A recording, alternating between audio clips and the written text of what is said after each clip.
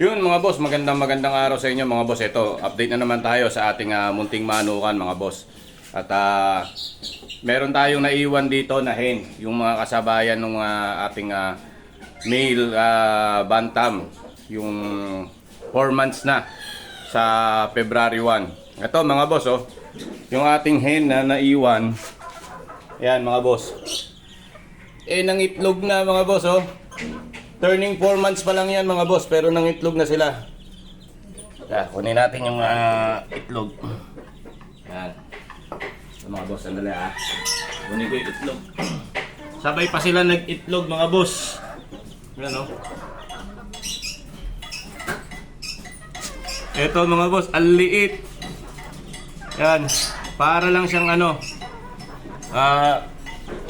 para lang siyang itlog ng kalapate mga boss, oh.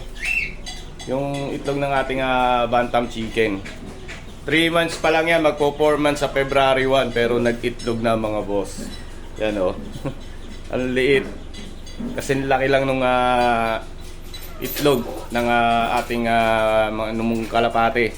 So yun mga boss, ang gagawin natin dito ay hindi muna natin sila isasalang, hindi muna natin sila ipapartner o pakakastahan sa ating male bantam chicken. Ang gagawin muna natin palilipasin muna natin mga boss na maubos yung itlog nila sa system nila. And then second batch ng itlog nila, saka natin sila isasalang.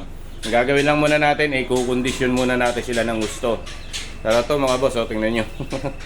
Oh, ang liit. Oh. Kaya lang ang kulay nila mga boss, isang medyo brown at puting-puti, yan, oh. Kita naman na yung kulay, oh, magkaiba. Kasi ang parents sila magkaiba din yung tatay nila.